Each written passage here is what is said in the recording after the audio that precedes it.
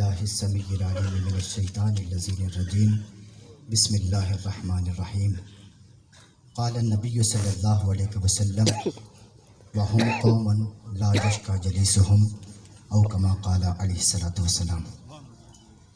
وقت انتہائی مختصر ہے۔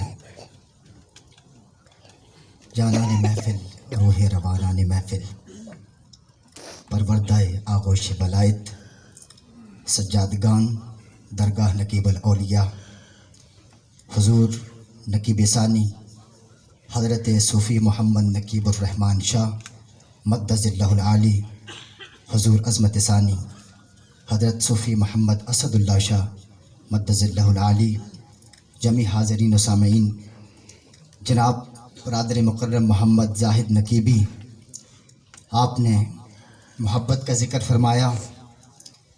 ہم محبت میں بھی توحید کے قائل ہیں افراز۔ حضرت خواجہ نظام الدین اولیاء رحمۃ اللہ تعالیٰ علیہ اپنے غلام صادق حضرت امیر خسرو رحمۃ اللہ تعالیٰ علیہ آپ کے ساتھ جا رہے ہیں اور جمنا کے کنارے ہندو بتوں کی پوجا کے اندر اور اس میں مصروف تھے۔ اپنے غلام صادق کی طرف دیکھا اور فرمانے لگے کہ مجھے بتاؤ کہ کیا یہ گنگا کے اندر نہا کے پاک ہو جائیں گے؟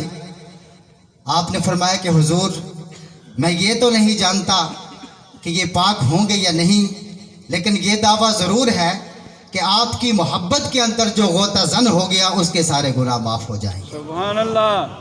اور پھر آپ نے فرمایا کہ یہ بدو کے ہاں سجدہ کرتے ہیں، کبھی غسل کر کے باہر نکل کے سجدہ کرتے، تو اپنا قبلہ کیسے درست کرتا ہے؟ آپ نے فرمایا کہ من قبلہ راستم آنکج کلاہے، آپ کے چہرے مبارک کی طرف دیکھا، آپ کا کلا مبارک تھوڑا ٹیڑھا تھا۔ آپ نے فرمایا کہ میں تو اس ٹیڑھے کلے والے کو دیکھ کے اپنا قبلہ درست کر دیتا ہوں، ان کو دیکھ کے اپنا قبلہ درست فرما لیتا ہوں۔ حدیث مبارکہ جو میں نے پیش کی اس کا ترجمہ کر کے اجازت چاہوں گا۔ حضور سے کہتی آپ نے تعلیمات فرمائی، اور اس سے پہلے میں حضور پیران اعظام کا پیغام بھی پہنچانا چاہوں گا کہ جو بھائی آج یہاں پر دست بیت ہوئے ہیں یا حالیہ محفل میں بیت ہوتے ہیں، تو سب کے لیے پیران اعظام کا یہ حکم ہے کہ رمضان الشریف کے اندر آخری عشرہ میں جب اعتکاف کا اہتمام کیا جاتا ہے تو بھائیوں کے لیے خصوصی روحانی تربیت کا پیران اعظام نے اہتمام فرمایا ہے۔ تو جو بھائی ابھی نیک بیت ہوئے ہیں اور دیگر وابستگان، ان کے لیے بھی یہ حکم ہے کہ رمضان شریف کی آخری 10 ایام اعتکاف کے لیے درگاہ نقیب الاولیاء کے اوپر ضرور گزاریں۔ نبی رحمت صلی اللہ علیہ وسلم نے ارشاد فرمایا کہ یہ ایک ایسی قوم ہے کہ لا یشکا جلیسہم، کہ ان کے پاس بیٹھنے والا بھی کبھی بدبخت نہیں ہوتا۔ بڑی طویل حدیث ہے۔ نبی رحمت صلی اللہ علیہ وسلم نے ارشاد فرمایا کہ ہر روز اللہ تبارک و تعالیٰ فرشتوں کو حکم فرماتا ہے کہ زمین پہ چلے جاؤ اور جا کے دیکھو کہ میری مخلوق کیا کر رہی ہے۔ فرشتے اتر آتے ہیں اور فقط ان لوگوں کو تلاش کرتے ہیں کہ جو اللہ کے ذکر کے اندر مشغول رہتے ہیں۔ یہ عرس پاک کی محفل ہے، اور عرس کی محفل کے اندر چونکہ وقت مختصر ہے، اب اس کی پہلی تقریب سے لے کے آخری تقریب تک جو بھی عمل کیا جاتا ہے وہ اللہ کے ذکر کے ساتھ کیا جاتا ہے۔ اب ذکر اللہ کا فضائل فرمایا کہ فرشتوں کو حکم ہوتا ہے کہ جا کے انہیں دیکھو کہ وہ کیا کرتے ہیں۔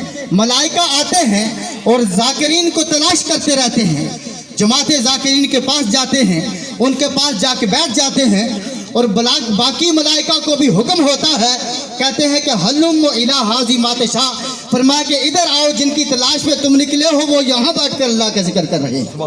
فرمایا وہ یہاں پر ذکر کر رہے ہیں۔ جب ذکر کی محفل اختتام پذیر ہوتی ہے، ملائکہ ذکر اللہ کو اللہ کی بارگاہ میں پیش کرتے ہیں کہ اے پروردگار تیرے بندے یہ تیرا ذکر کر رہے تھے۔ رب فرماتا ہے کہ مجھے بتاؤ کہ وہ مجھ سے اور کیا طلب کرنا چاہتے تھے۔ ملائکہ عرض کرتے تھے کہ پروردگار تو نے ان سے جو وعدے فرمائے ہیں تیری رضا کے طلبگار تھے اور تیری جنت کے طلبگار تھے۔ رب فرمائے گا کیا انہوں نے جنت کو دیکھا ہے؟ عرض کریں گے پروردگار جنت کو دیکھا تو نہیں۔ رب فرمائے گا اچھا اگر وہ میری جنت کو دیکھ کے پھر اس کا سوال کرتے تو پھر ان کا مقام کیا ہوتا؟ तो अल्लाह तबारक व तआला फिर फरमाएगा और क्या मांगते थे, फरमाया कि तेरी जहन्नम से, तेरे अजाब से और तेरी नाखुशी से वो निजात चाहते थे। रब फरमाएगा क्या उन्होंने मेरी जहन्नम को देखा है? मलाइका अर्ज करेंगे कि परवरदिगार उन्होंने तेरी जहन्नम को भी नहीं देखा। फरमाया कि अगर वो मेरी जहन्नम को देख लेते तो फिर उनकी कैफियत क्या होती? फरमाया कि उनके ऊपर और भी ज़्यादा खशियत तारी हो जाती। तो फिर नबी रहमत सल्लल्लाहु अलैहि वसल्लम ने फरिश्तों ने अर्ज किया कि परवरदिगार कि ये वो कौम होती है कि जो जमात ज़ाकिरीन है कि हम कौम ला यशका जलीस हम, कि उनके पास बैठने वाला भी कभी बदबख्त नहीं जाता। अब किसी ने आखिरी बात, एक बुजुर्ग थे, आपने फरमाया कि अहलुल्लाह की मजलिस के अंदर बैठने वाला अगर जिक्र ना भी करे तो वो बदबख्त नहीं जाता। तो कुछ जहन होते हैं उनके अंदर अजीब से मामले होते हैं। उसके जहन के अंदर ख्याल आया, अल्लाह के वली की मजलिस के ऊपर खड़ा हो गया और कहने लगा कि जो बंदा अल्लाह का जिक्र करता है ये तो समझ में आती है कि उसके ऊपर तो बरकतों का नज़ूल भी होता होगा, उसके ऊपर मेहरबानियाँ होती होंगी, लेकिन जो बंदा साथ बैठा हुआ है वो जिक्र भी नहीं बैठ करता तो वो कैसे बदबख्त नहीं होता? तो वो बुजुर्ग थे, बुजुर्गों का अंदाज ज़रा मुख्तलिफ होता है। आप खामोश हो गए। थोड़ी देर के बाद, गर्मी का मौसम था, थोड़ी देर के बाद अपने खादिम को बुलाया और उससे फरमाने लगे कि एक पक्षी लेके आओ। पक्षी लेके आया तो वो मोतरिस एतराज़ करने वाला भी साथ बैठा था। वो खादिम अपने पीरान उज़ाम को पक्षी जोड़ने लगा। जब पक्षी जोड़ने लगा तो आपने उससे फरमाया कि मियाँ तुझे भी हवा लगती है कि नहीं? उसने कहा हाँ लगती है। आपने फरमाया कि ये खादिम तो मेरा है, तेरा नहीं। फरमाया इसी तरह इनकी मजलिस के अंदर बैठने वाला भी कभी बदबख्त नहीं जाता। नारे तकबीर, नारे रिसालत, नारे हैदरी, आस्ताना लिया नकीबा शरीफ, हक नकीब, हक नकीब, हक नकीब। आज जश्न 4 यार की इस तकरीब में हम पीरान इज़ाम के ज़ेर साया हाजिर हुए।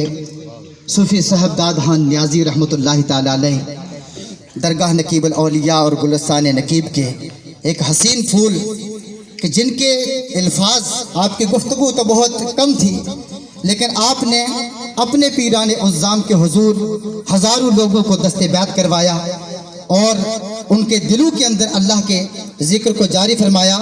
और हमारे पीरान इज़ाम के ये 2 अमल आपका शगल रहा कि जब आपके पास कोई तशरीफ़ लाता तो कभी लंगर के बगैर वापस न जाता और हमेशा ज़िक्र की महफिल का आप एहतमाम फरमाते। और हुजूर क़िबला आलम आप तशरीफ़ फरमाते गालिबन भाई बताते हैं पिंड दाया शरीफ में। तो जिस वक़्त सूफ़ी साहब दादहान नियाज़ी रहमतुल्लाहि ताला अलैह आप हुजूर क़िबला आलम के हुजूर हाज़िर हुए तो महफिल ख़त्म हो चुकी थी, हुजूर क़िबला आलम दवा फरमा चुके थे। और जब सूफ़ी साहब ने आके हुजूर क़िबला आलम को हार पहनाया तो क़िबला आलम ने फरमाया कि महफिल दोबारा होगी। और आपने बड़ी मोहब्बत पीरान इज़ाम की। अल्लाह तबारक व तआला हमें इन मोहसिनीन के नक्श कदम के ऊपर चलने की तौफ़ीक़ अता फ़रमाए। वाखिर दावाहुम अल्हम्दुलिल्लाहि रब्बिल आलमीन।